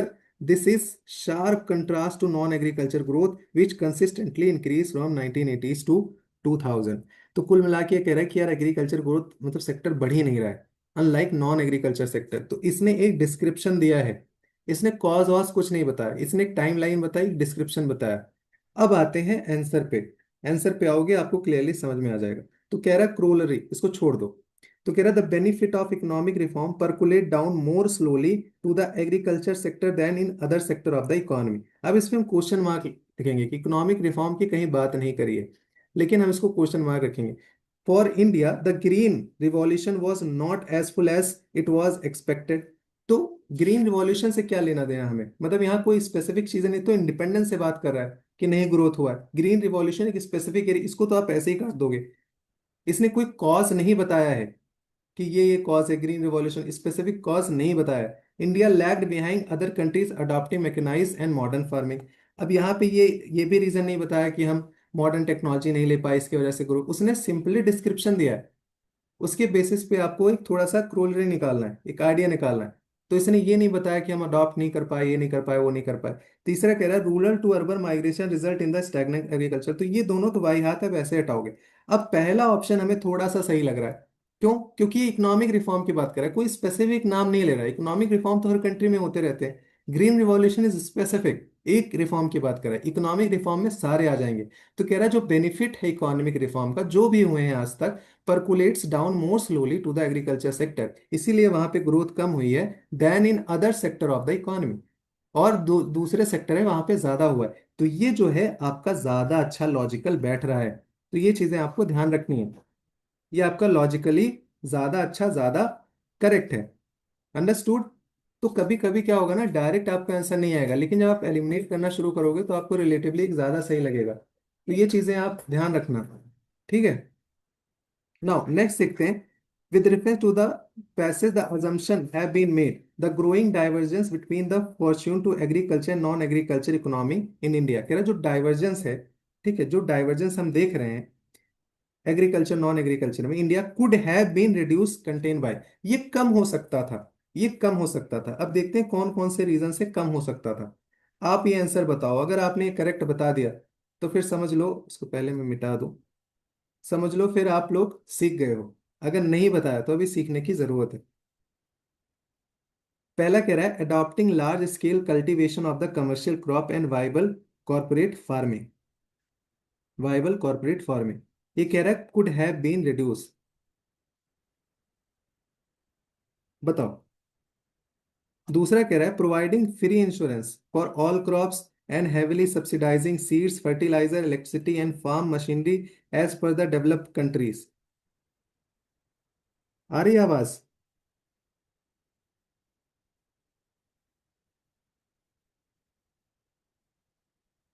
देखो, अमित ने डी बोला है, मानस ने ए बोला है, सुशांत ने डी बोला है, नीरज ने डी बोला है, अभिषेक ने डी बोला है, पारस ने डी बोला है। अभिषेक तिवारी डी एक बार ही लिखो। रेखा ने डी बोला, इशिका ने डी, प्रियल ने डी, गेमिंग ने डी। अंडरस्टूड। तो इसका मतलब आप लोग पैसेज समझ गए हो, अब आइडिया समझ गए हो। ये चीजें अच्छी हैं, ये कॉज बता रहा है, लेकिन क्या पैसेज में कहीं कॉज की बात करी है? उसने सिर्फ डिस्क्रिप्शन दे रखा है, तो हम कॉज कैसे अज्यूम कर सकते हैं? ये आपको ट्रैप कर रहा है। जब भी ऐसी चीजें हो ना कि जो दिखने में सही लग रही हैं, बहुत बढ़िया, एकदम बढ़िया स्टेटमेंट लग रहा है, वो ट्रैप है, वो एक्चुअल में पैसेज में है ही नहीं। तो आपको ध्यान से समझना है इन चीजों के लिए। जो ए दे रहे हैं या बी दे रहे हैं, प्लीज ट्राई टू अंडरस्टैंड। आप अज्यूम कर रहे हो यस इट इज करेक्ट, अगर हम पैसेज के बाहर आए तो दोनों स्टेटमेंट सही हो गया।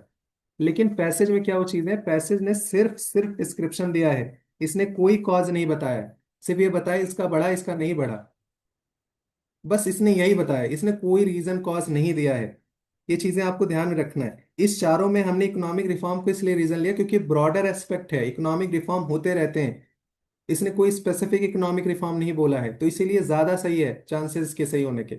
दूसरे वाले में ये रीजन तो बता रहा है इससे सही हो सकता है, लेकिन पैसेज में नहीं है वो, कॉज नहीं है वो। तो इसको हम दोनों काट देंगे, ट्रैप में नहीं फंसेंगे, D option. And actually D option is correct. तो ऐसे टाइप के जो सवाल आप गलत करके आते हो नहीं करना है। ऑब्जेक्टिविटी, एक चीज दिमाग में रखो, ऑब्जेक्टिविटी।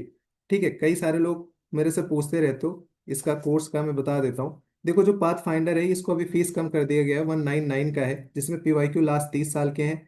24/7 मेंटोरशिप है by the ranker, quick revision होगा, स्टैटिक का मैराथन चल रहा है ऑलरेडी। ठीक है, 6-6 घंटे में हम ज्योग्राफी खत्म करें, 4 घंटे में मेडिकल हिस्ट्री, सारी चीजें चल रही है। करंट अफेयर अच्छे से रिवाइज हो रहा है, वर्चुअल लाइब्रेरी है जो 24 घंटे लोग उसको पढ़ रहे हैं। पीवाईक्यू एनालिसिस का 1499 का है, 30 ईयर्स का है, सिर्फ पीवाईक्यू एनालिसिस है। एक हम काउंट डाउन प्रोग्राम शुरू करें जिसमें लास्ट 10 साल का पीवाईक्यू होगा, 1 मई से शुरू होगा, 999 का। वही जो 30 वाला है ना, सिर्फ 10 साल का मिलेगा लास्ट। तो मैंने आपको एक बारी क्विक डिस्क्रिप्शन बता दिया, दोबारा इसके बारे में मत पूछना। नाउ ये हो गया हमारा। अब नेक्स्ट आते हैं हैंडलूम वाला। ठीक है, in our country handloom are equated with a culture. कह रहे हमारे कंट्री में जो हैंडलूम है ना उसको इक्वल कर देते हैं कल्चर से, that ensure continuity of the tradition. कुछ ट्रेडिशन को बढ़ाना है, जैसे कोई कम्युनिटी हो गया कि वहां से हैंडलूम ज्यादा बनते हैं, तो हमने उसको कल्चरली बता दें कि यार ये ट्राइब इस कल्चर के लिए इंपॉर्टेंट है, तो उसके बेसिस पे हम काम करते हैं, कॉन्टिन्यूटी ऑफ ट्रेडिशन बन जाता है। This idea has become part of public policy framing and provided, ये यही आइडिया बन जाता है कि यार इस टाइप को फायदा है, यहाँ पे ये कर रहे हैं, इनका ट्रेडिशनली इंडस्ट्री है तो इसको सपोर्ट करेंगे। ये लेजिटमेट बेसिस बन जाता है स्टेट को सपोर्ट करने के लिए। But the notion of tradition is a single linear entity. लेकिन ये नोशन जो है ना सिंगल लीनियर है, बस एक इक्वेट कर दिया कल्चर से, ट्रेडिशन से। Is being strongly contested today. ये अभी उसको थोड़ा सा अपोज करते हैं लोग। The narrative dominant in defining culture tradition is a particular way are seen to have emerge as a identity and histories of large section the discounted and at a time forcibly stripped identity are fighting for their rightful place in the history. Against this backdrop, when we promote handloom as a traditional industry, it is not surprising that large section of our population choose to ignore. अब यहाँ से तो आपको idea लग गया होगा। ये कह रहा है कि जो हैंडलूम इंडस्ट्री है इसको हम कल्चर से जोड़ देते हैं कि कल्चर इनको मतलब प्रमोट करना है, ये करना है। इसके वजह से क्या हो रहा है, स्टेट को भी एक लेजिटिमेट रीजन मिल रहा है कि इनको हमें प्रमोट करना है। लेकिन ये सिर्फ एक सिंगल आइडिया है। इसकी वजह से क्या हो रहा है ना, जो large section of the population है उसको एज ए कल्चर वो देखता है, ट्रेडिशन देखता है, नैरो व्यू से देखता है, क्योंकि कल्चर से चीजें हैं, उसको ब्रॉडर पर्सपेक्टिव में नहीं देखता। वही कहना चाह रहा है ये पूरा पैसेज। अब देखते हैं इस पैसेज का idea. Which of the following statement best reflect the most logical rational conveyed order of the passage. अब पहला कह रहा है we need to free the handloom industry from the limited narrative linked to preserving culture heritage. देखो sound तो अच्छा किया, statement पढ़ते ही खुशी मिली थोड़ी सी कि लग रहा है सही सा लग रहा है। दूसरा कह रहा है continued state support to the handloom industry ensure preservation of some our glorious art form of old tradition. ये तो स्टेटमेंट में ही लिखा है, ये पैसेज का आइडिया थोड़ी ना है। पैसेज ये कह रहा है कि आप उसको प्रमोट करो, लेकिन एक सिंगल उसमें प्रमोट करो अच्छी बात है, लेजिटिमेट बेसिस दे रहे हो आप, अच्छी बात है। लेकिन वो जो एक तरीका है ना कि सिंगल वाला हमने कर दिया कि सिर्फ इसी के लिए प्रमोट करेंगे, वो नैरेटिव अच्छा नहीं है। ये क्रिटिसाइज कराए तो स्टेटमेंट को ही सीधा उतार दिया इन्होंने। तो ये स्टेटमेंट है, ये आपका गलत हो जाएगा, ये मेन आइडिया नहीं है। कह रहा है household unit of the handloom sector should be modernize and made an economic viable organized industry. ऐसी कहाँ बात रखी है कि मॉडर्नाइज करेंगे, ये करेंगे, वो करेंगे? वो तो रीजन दूसरा दे रहा है कि ये इश्यूज आ रहे हैं, जो हम एक सिंगल लीनियर पे उसका फोकस चला गया है। Handloom product need to be conveyed machine made design, कहीं मशीन की बात नहीं करिए। पहला वाला कह रहा है we need to free the handloom industry, हमें इसको फ्री करना है हैंडलूम इंडस्ट्री को फ्रॉम लिमिटेड नैरेटिव लिंक्ड, जो ये आपने बता रखा है ना सिंगल लीनियर एंटिटी, इससे हमें इसको फ्री करना है। एंड प्रिजर्विंग कल्चर हेरिटेज, मतलब एक चीज नहीं होनी चाहिए, मल्टीपल एस्पेक्ट होने चाहिए। इसीलिए तो ये कह रहा है ना कि it is not surprising that large section of our population choose to ignore, क्योंकि आप सिर्फ एक चीजों पे फोकस कर रहे हो। तो हमें इसको इससे फ्री करना है। आप सपोर्ट करो, हर चीज करो, बट एक सिंगल नैरेटिव से हमें फ्री करना है। अंडरस्टूड? देखो बहुत सारे लोगों ने ए दिया है, वेरी गुड। 23 का सी कैसे होगा? मॉडर्नाइज की बात कहाँ क्या, यही आपको सीखना है।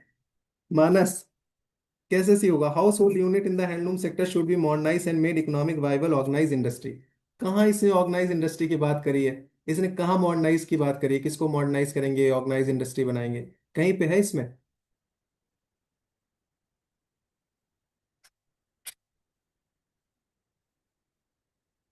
वो कह रहा है कि जो आप कल्चरली उसको ट्रेडिशन बेसिस में मानते हो, नैरेटिव से, वो उसका मेन इशू नैरेटिव का है, टेक्नोलॉजी इन सब चीजों का नहीं है, नैरेटिव का है, ये आपको समझना है। ठीक है, पहला वाला आपका करेक्ट हो जाएगा, very good. Next, with reference to the above passage, the following assumption we have made. There is no need for the state to involve any matter in handloom sector. तो ये तो आप देखते ही हटा दोगे, एक्सट्रीम है, वो लोग थक जाते हैं बेचारे, मतलब इतना एक्सट्रीम स्टेटमेंट तो नहीं सही होगा।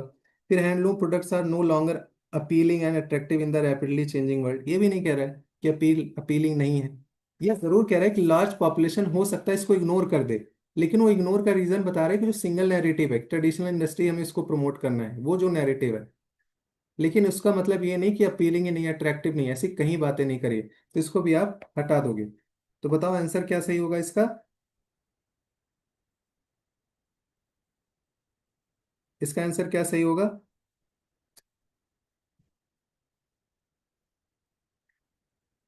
अमित कह रहे हैं फ्री की बात कहाँ किया है? आप वर्ड से पैसेज नहीं सॉल्व कर सकते। पहली चीज ध्यान रखना कि आप एक वर्ड उठाओ कि इसमें फ्री कहीं है, फिर इसमें कहीं स्टेट लिखा है, चलो स्टेट लिखा है तो ये सही हो गया अभी। तो कितने सही करोगे स्टेट के नाम पे? ये इसका मतलब सुनो, ये कह रहा है, देखो मैं फिर से समझा देता हूँ, बहुत सारे लोग चिढ़ेंगे आपसे ही, लेकिन मैं समझा देता हूँ। कह रहे in our country handloom are equated with the culture that ensure continuity of tradition. ठीक है, the idea has become part of public policy framing and provide legitimate basis for the state to support the sector. अब ये बता रहा है कि इसको हम थोड़ा इक्वेट कर देते हैं, लिंक कर देते हैं ट्रेडिशन से, कल्चर से, इसकी वजह से स्टेट उसको सपोर्ट करता है। लेकिन अब यहाँ से इशू शुरू होता है। The notion of tradition as a single linear entity is being strongly contested today. तो वही तो कह रहा है कि we need to free the handloom industry from a limited narrative linked, यही चीज तो यहाँ पे इसने बोला है, इसको हमें इससे फ्री करना है कल्चर को प्रिजर्व करने के लिए। नहीं तो उससे इशू क्या हो रहा है, अगर फ्री नहीं कर रहे हैं, against this backdrop we promote handloom as a traditional industry, it is not surprising that large section of our population choose to ignore. तो इसको फ्री करोगे, थोड़ा मॉडर्नाइज होगा चीजें, मतलब अलग अलग डोमेन में लोग सोचेंगे, तो अपने आप सारी चीजें अच्छी हो जाएंगी। जैसे ही आपने नैरेटिव चेंज किया था, इशू इज नैरेटिव, अंडरस्टूड।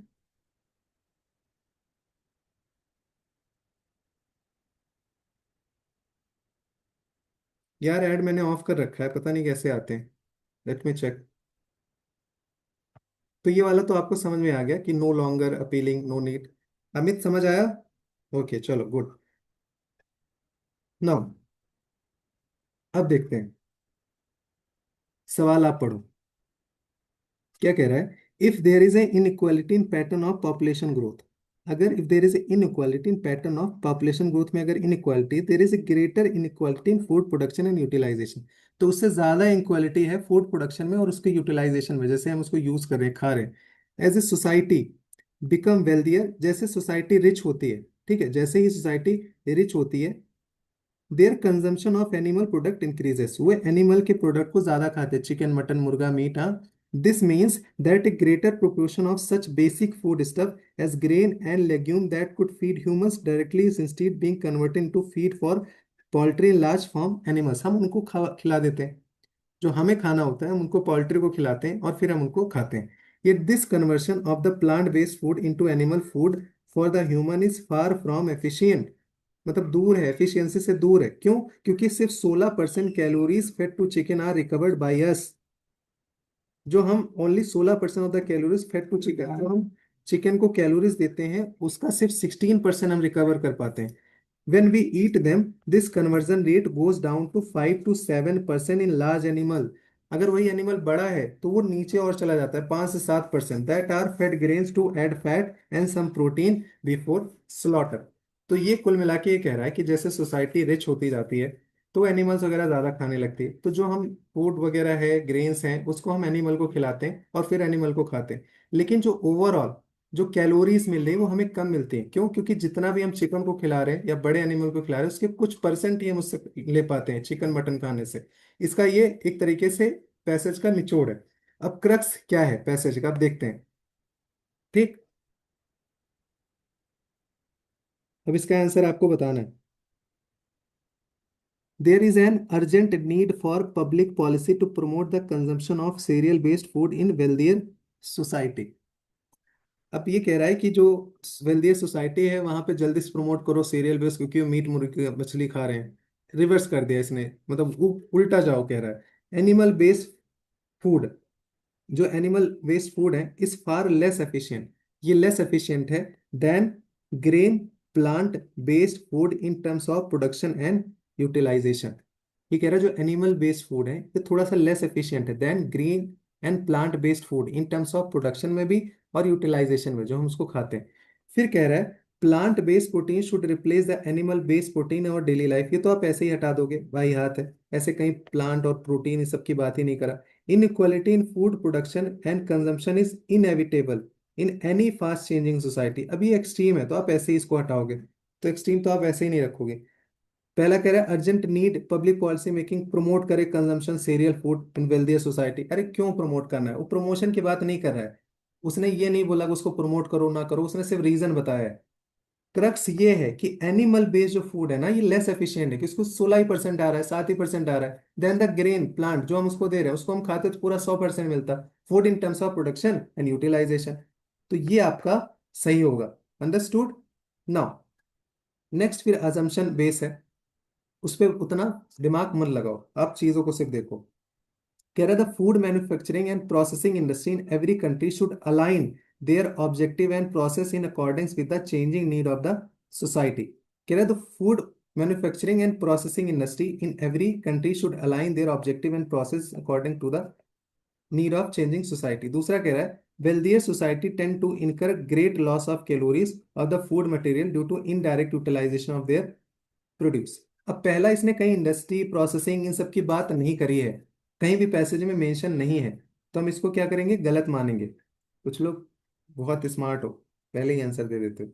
इसको हम गलत मानेंगे क्योंकि इसने फूड मैन्युफैक्चरिंग प्रोसेसिंग इंडस्ट्री सबकी कहीं बात नहीं करी है, तो हम इसको इग्नोर करेंगे। दूसरा क्या है, वेल्थियर सोसाइटी है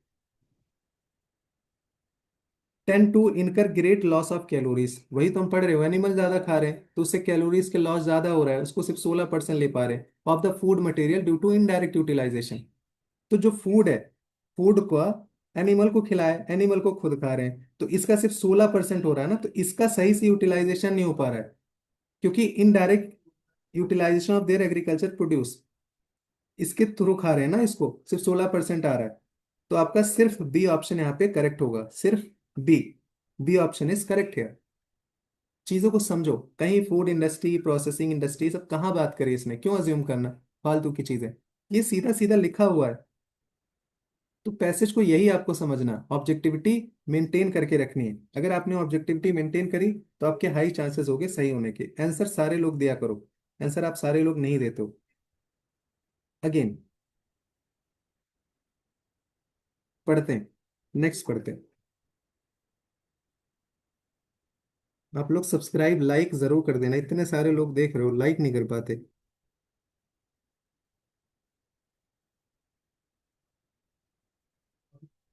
चलो नेक्स्ट करते हैं। कह रहा है, in our country regrettably teaching and learning for examination has been our forte. ठीक है, but new demand of the society क्या है, and the future of work require critical and independent thinking. ठीक है, फ्यूचर में क्या है, क्रिटिकल और इंडिपेंडेंट थिंकिंग को जरूरत है।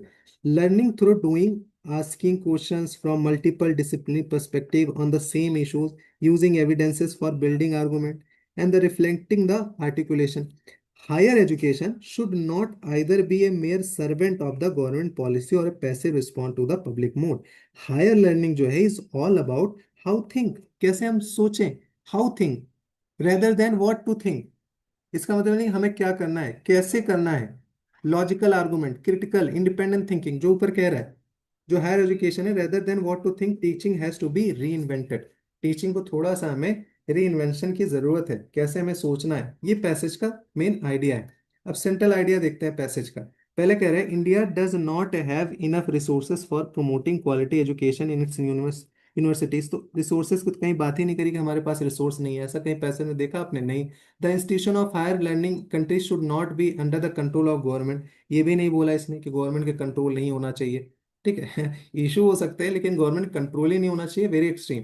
Classroom approach is higher education should be done away. तो कैसे, कहाँ पढ़ाओ, सड़क पे पढ़ाओ, है ना, तो ये भी कोई मतलब नहीं है। कह रहा है classroom need to be reimagine and teaching need to be reinvented. यही तो कह रहा है ना, री इन्वेंटेड, सीधे सीधे वर्ड ही आ गया, सीधे आंसर आपको इसने दे रखा है, डिक्लेयर कर रखा है। तो easy one, D one is correct. अब इसमें जल्दी जल्दी आप लोग आंसर दिया करो, सारे लोग आंसर दिया करो जो भी आप समझ रहे हो। दूसरा कह रहा है, passage assumption has been made, higher education is a constantly evolving subject that need to be aligned towards new development in all sphere of the society। कह रहा है जो हायर एजुकेशन है is a constantly evolving subject है, that need to be align towards new development. जो भी नए नए डेवलपमेंट हो रहे हैं उसके तरफ हमें उसको अलाइन करना है, सारे स्फीयर ऑफ द सोसाइटी के, सारे तरफ, एक तरफ नहीं, स्पेसिफिक सब जगह हमें चीजों को देखना है, थोड़ा मॉडर्नाइज करना है, चेंज ऑफ टाइम के हिसाब से। कुल मिला के बातें ये कहना चाह रहा है।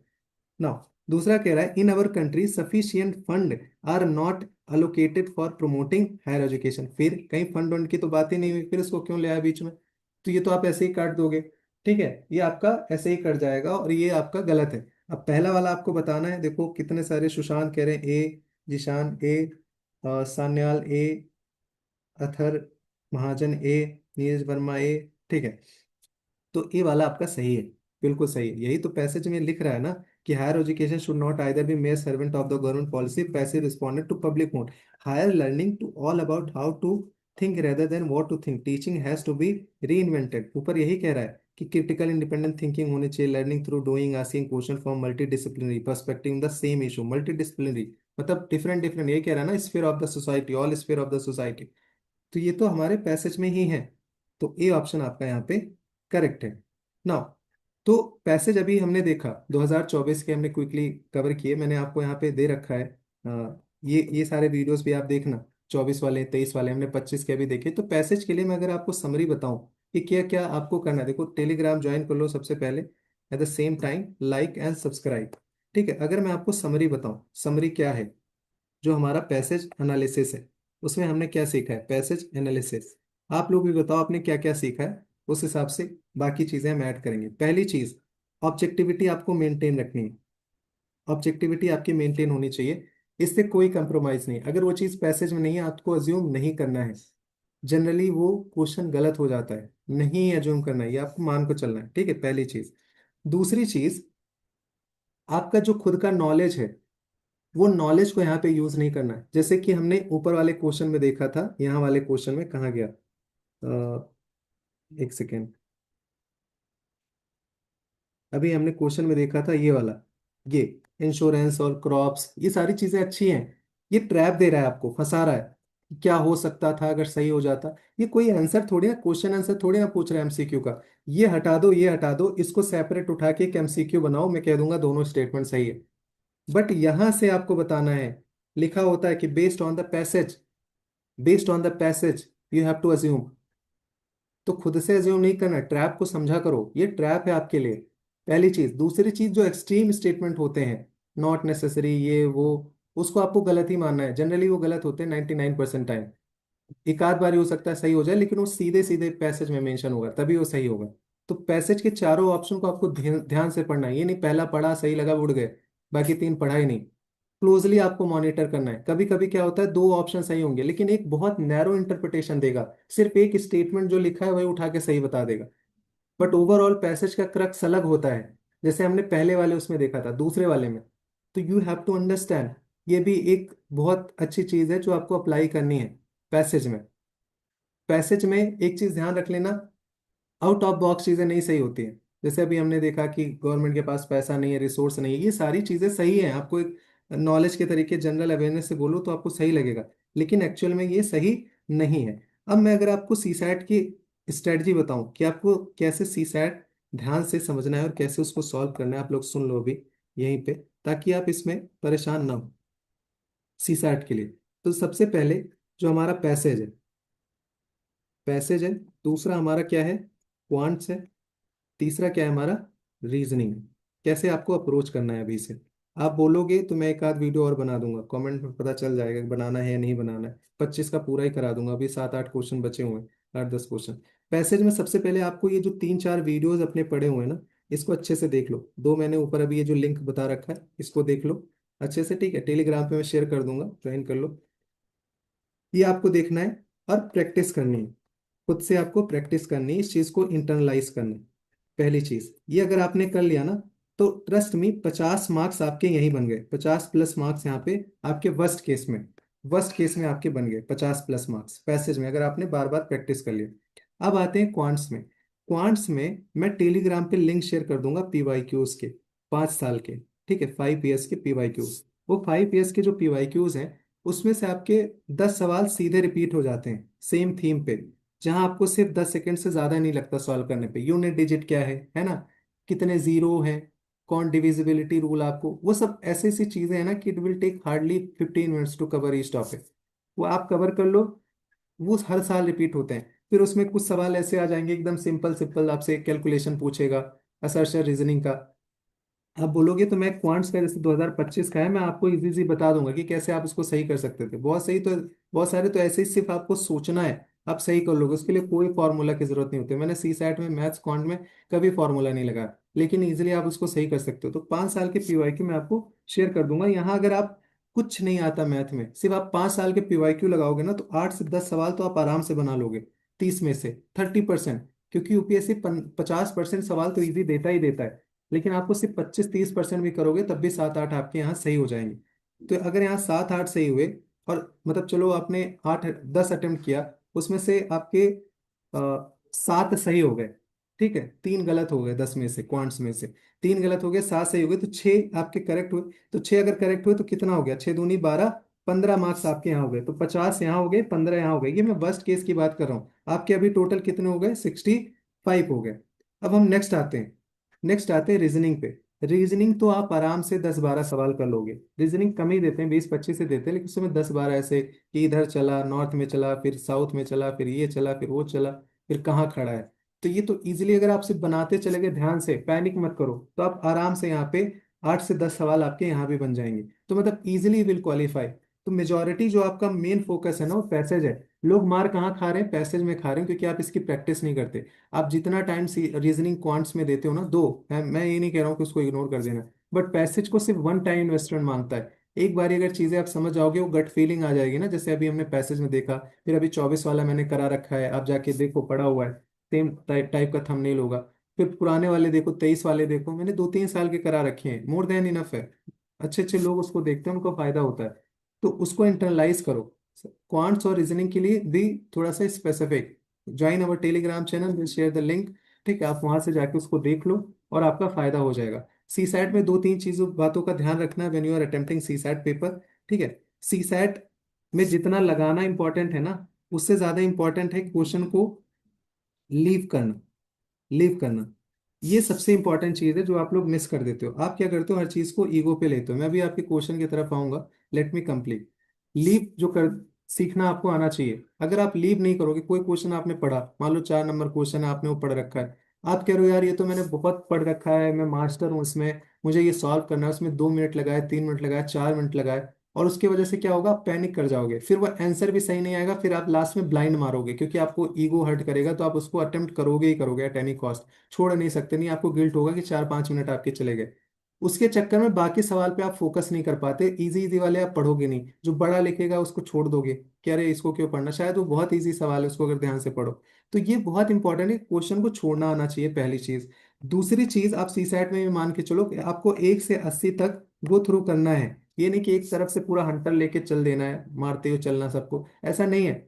आप 1 से 80 तक चले जाओ, जो आपको टफ लग रहा है थोड़ा देखते ही सेंस कर जाओगे। पीवाईक्यू सभी जो 5 साल के मैं वीडियोस भेजूंगा देखोगे ना, आपको सेंस हो जाएगा कि ये पकड़ना है, ये नहीं पकड़ना है, ये आराम से हो सकता है, ये नहीं हो सकता है। कुछ तो सेम सेम थीम के रिपीट होते हैं, तो कोशिश करो 1 से 80 तक आपका हो जाए।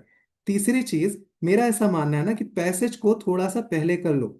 पैसेज को पहले करो और उसका 50 मिनट टाइम निकाल लो कि मुझे 50 मिनट में पैसेज खत्म करना है, और आप आराम से खत्म कर सकते हो पैसेज। आप चाहो तो किसी एक ईयर का उठा के प्रैक्टिस कर लो, 2022 का उठा लो, 23 का उठा लो, जो आपने नहीं कर रखा है, उठा के उसको प्रैक्टिस करो and try to finish in 50 minutes. बहुत एक्सट्रीम केस में अगर आपकी एक्यूरेसी बहुत अच्छी हो रही है तो 55 जाओ, नहीं तो try to finish within 50 minutes. और 1 घंटा 10 मिनट आप रखो रीजनिंग एंड क्वांट्स के लिए, कि वहां आप 10-15 क्वेश्चन निपटा दो। 4-4 3-3 मिनट भी दोगे तो 15-17 क्वेश्चन आपके निपट जाएंगे, और आराम से रिलैक्स होके सॉल्व करना उसको। तो पैसेज में आपको थोड़ा सा पहले कर लोगे तो उससे ये फायदा होगा कि आपको लगेगा कि आपके 27 क्वेश्चन ऑलरेडी हो चुके हैं। नहीं तो अगर आप मैथ क्वांट को शुरू में करते हो ना, तो इसमें ज्यादा टाइम ले जाता है, जब आप गिनोगे तो आपको लगेगा 8-10 ही क्वेश्चन हुए हैं अभी तक, 1 घंटे निकल गए, तो आप पैनिक कर जाओगे। और जब आप पैनिक करोगे ना, तो फिर पैसेज के ऊपर आओगे, और पैसेज में फिर उस सरसरी निगाहों से देखोगे, फिर उसमें समझ नहीं आएगा, फिर आप उसको टेक्नोलॉजी को भी अज्यूम कर लोगे, सब आपको सही लगने लगेगा, और दिक्कत हो जाएगी। लेट्स से वर्स्ट केस आ गया कि कभी कभी क्या होता है कि पैसेज बहुत टफ आ गए, बहुत बड़े बड़े पैसेज आ गए, लेकिन उस केस में क्या होगा कि रीजनिंग क्वांट बहुत इजी आएंगे, मैं आपको बता देता हूँ। दोनों का बैलेंस होता है यूपीएससी में। तो अगर आपको लग रहा है कि पैसेज बहुत लेंदी लेंदी आ गए, एक पैसेज से हो रहा है बड़ा सा पैसेज पढ़ने में, तो उसका फिर क्या स्ट्रेटजी है कि जो छोटे छोटे वाले पैसेज है ना, उसको पहले निपटा दो, ताकि आपका इनपुट आउटपुट रेशियो हो जाए। तो 30 मिनट में मान लो आपके 15 पैसेज हो गए, छोटे वाले सारे तो 27 के 27 बड़े बड़े देगा नहीं यूपीएससी, उसमें से 15 बहुत छोटे छोटे होंगे, कुछ बढ़ाएंगे, क्योंकि धीरे धीरे ट्रेंड चेंज करते हैं अगर उनको लेंदी भी बनाना है। तो उस केस में आपको क्या करना है कि 15 आपको छोटे छोटे जो है उसको आइडेंटिफाई करके पहले निपटा लो, कि आपका नंबर ऑफ क्वेश्चन दिमाग में साइकोलॉजिकली आप फिट रहो। बहुत लोग सी सैट इसलिए नहीं फेल होते कि उनको क्वांट्स नहीं आता, रीजनिंग नहीं आता, पैसेज नहीं आता, इसलिए फेल होते हैं क्योंकि वो एग्जीक्यूट नहीं कर पाते। एग्जीक्यूशन सबसे इंपॉर्टेंट चीज़ है किसी भी लड़ाई में, कितने भी बड़े प्लेयर हो, विराट कोहली कितना भी बड़ा प्लेयर है, लेकिन देखो एग्जीक्यूट अच्छे से करता है। पाकिस्तान मैच में बड़े बड़े प्लेयर धाराशायी हो गए, लेकिन उसने एग्जीक्यूट किया ना, वर्ल्ड कप जब हम खेल रहे थे T20 वाला। तो एग्जीक्यूशन बहुत इंपॉर्टेंट चीज होता है, और एग्जीक्यूशन के लिए you have to prepare. Mindset आपको ऐसे ट्रेन रखना है, आपके पास प्लान A B C सब रेडी होना चाहिए। जैसे देखा पैसे टफ आए, तुरंत दिमाग में आ जाना है कि छोटे छोटे वाले पहले निपटाना है, ये छोटे छोटे वाले जो मैथ्स और क्वांट है उसको निपटाना है। अब ऐसे ढूंढते चलो एक तरफ से, फिर 1 से 80 तक आप पूरा गदा लेके निकलो। पहला वाला छोटा है, आप पैसे उड़ा दो, दूसरा ये उड़ा दो उड़ा दो, तो आप 1 घंटे में जल्दी से कोशिश करो कि 1 से 80 तक पहुंच जाओ। एंड देन काउंट कि इजी वाले कितने हो गए आपके, 25-30 आप आराम से पहुंच जाओगे। फिर 1 घंटे आराम से रिलैक्स होके, आराम आराम से 2-2 3-3 मिनट देके पैसेज पढ़ो, और जो जितना बड़ा पैसेज होगा उसके आंसर उतने इजी होंगे, ये भी आप नोट डाउन कर लो। जितना छोटा पैसेज होता है उतना ट्रिकी हो जाता है, उतना फंसा देते हैं। तो ये भी आप ध्यान रखना कि पैसेज अगर बड़ा है तो उसमें परेशान नहीं होना है। तो ये चीजें आप देख लो, सी सैट के लिए परेशान मत हो। बाकी पीवाईक्यूज के लिए मैंने बोल दिया है, एक छोटा सा कोर्स आएगा, ठीक है, वो काउंट डाउन करके होगा, उसका नाम 999 का होगा, 10 साल का पीवाईक्यू, उसमें सारी चीजें कवर होती हैं। पीवाईक्यू आप सीखते हो, आपका दिमाग ट्रेंड होता है, हम एक छोटी छोटी चीजें उस पर डिस्कस करते हैं, बात करते हैं। पाथ फाइंडर आप ज्वाइन कर लो, 199 का है। तो लास्ट जो अभी 40 दिन है इसमें मैराथन चल रहा है, सारा स्टैटिक रिवाइज, अभी आज हमने 3 साढ़े 3 घंटे में पूरे मिडवल रिवाइज कर ली, सबका कवर हो गया मिडवल। फिर ऐसे वर्चुअल लाइब्रेरी पे लोग पढ़ रहे हैं, उसके साथ साथ करंट भी चीज़ें चल रही हैं, फिर पीवाईक्यू भी आपके 30 साल रहेंगे, सब कुछ रहेगा, mentor support, toppers discussion, everything will be included in their. लेकिन अगर आप नहीं ले पा रहे हो तो एटलीस्ट ज्वाइन पीवाईक्यूज, क्योंकि उससे आपका अल्टीमेटली फायदा होगा, मार्क्स उससे बढ़ेंगे। अब आप लोग के मैं थोड़े से डाउट देख लेता हूँ, बस मैं ये बोलूंगा, थोड़ा सा एक कंक्लूडिंग रिमार्क्स दूंगा आप लोगों को, कि अभी जो आपके पास 39 डेज हैं बहुत है, मोर देन इनफ है। आप लाइक सब्सक्राइब करो, रेगुलर हम सेशन लेते रहेंगे ताकि आपको पता चले लाइव आना। और जो टाइम है ना उसको आप अच्छे से कैपिटलाइज करो, 39 को आप 60 में कन्वर्ट करो, इजीली यू कैन कन्वर्ट। बहुत होते हैं 39 दिन, बहुत सारे लोग ऐसे होते हैं जो देखो उनका फाइनल रिजल्ट आता है, नहीं होते सिलेक्शन, 5 5 दिन बचे होते थे तो फिर भी उनके फॉरेस्ट को टॉप निकलती थी। तो आपका जो नॉलेज है इनफ है, आपके पास सी सैट के लिए भी चीज़ें इनफ है। मैंने अभी देखा आप लोगों का ऑलमोस्ट सारे लोग सही आंसर कर रहे हो, लेकिन पैनिक कर जाते हो। तो पैनिक नहीं करना है, be confident, you can easily qualify, you are the person who can qualify. ये दिमाग में आप मान के चलो, पास्ट में कितने भी फेलियर रहे होंगे, जो भी रहा हो, कितने भी अटेम्प्ट हो, डजेंट मैटर। अभी नेक्स्ट 39 डेज आपको अच्छे से पढ़ने हैं, आपका टाइम है, आपका अटेम्प्ट है। अभी कोई टॉपर डिसाइड नहीं है, कोई भी टॉपर हो सकता है, वो आप भी हो सकते हो, सो नो बडी नोज। तो अपने आप को कभी गेम से बाहर नहीं मानना है, हमेशा पैशनेट रहना, मेहनत से पढ़ाई करो, 39 डेज को एकदम शिद्दत से कर लो। जितने भी अगर आपके पास में गलतियां हुई, आपको लग रहा है कि आप नहीं पढ़ पाए हो या पीछे हो, ट्रस्ट मी, 39 डेज बहुत होते हैं, आराम से आप इतनी चीजें पढ़ लोगे। और आपने बहुत चीजें पहले पढ़ रखी होंगी, आपको ऐसा लगता है कि आपका तैयार नहीं है, ये चीजें छूटी है, वो चीजें छूटी हैं, बट ऐसा नहीं होता है। जब आप पढ़ने बैठोगे, जो आपका पुराना नॉलेज है वो आपका काम आता ही आता है। आप कोई न्यू स्टूडेंट नहीं हो कि अभी कूद के आए हो सीधे तैयारी में लग गए, आपका नॉलेज है पहले। और यूपीएससी के प्रीलिम्स हैं, बहुत पुराने पुराने नॉलेज आपके काम आते हैं। आपने खुद रियलाइज किया होगा कि जो पुराने नॉलेज है शायद वो ज्यादा काम आते हैं, ये लास्ट के 40 डेज आपके सिर्फ इफेक्टिवली एफिशिएंसी बढ़ाएंगे। उसके लिए इंपॉर्टेंट होता है, रिवीजन के लिए इंपॉर्टेंट होता है कि आप बेसिक और सिली मिस्टेक मत करो। तो रिवाइज करो जितना भी हो सके, अपना बेसिक बढ़िया से रिवाइज करो, be confident, definitely will qualify. बाकी कोई इशू होता है ज्वाइन टेलीग्राम, वहाँ हमारे डाउट सेशन होते रहते हैं, रेगुलर सेशन में फ्री ऑफ कॉस्ट भी लेता हूँ। मैं सारी चीज़ें इंश्योर करता हूँ कि जो बाहर स्टूडेंट है वो भी सही हो। जो इंटरनली है थोड़ा सा उनको प्रियोरिटी देनी पड़ती है, उनके 1 2 सेशन डेली होते रहते हैं कुछ ना कुछ, क्योंकि उन्होंने ज़्यादा ट्रस्ट किया है तो have to take care. But उसका मतलब ये नहीं कि बाहर हो, जैसे ये सी सैट पैसेज ये सारी चीज़ें उन्हीं के लिए था, बट मैं लाइव करवाता हूँ आप लोगों के लिए भी कि आपको ऐसा ना लगे, बिकॉज कहीं ना कहीं आप कम्युनिटी से एसोसिएटेड हो, ट्रस्ट है आपका, विश्वास है मेरे प्रति। आप आए हो यहाँ पे, देख रहे हो, 100 100 लोग लाइव देख रहे हो, तो उससे कहीं ना कहीं थोड़ा सा एक ये रहता है कि एक नैतिक जिम्मेदारी है जो मैं आप लोगों को थोड़ा सा कोशिश करूँ देने की, जो भी मेरे पास है। बी कॉन्फिडेंट, अभी आगे हम रेगुलर सेशन लेते रहेंगे, बहुत सेशन लेने हैं अभी। और सब्सक्राइब कर लो, लाइक कर लो, फिर see you in the next session. अभी मैं आपके डाउट देख लेता हूँ।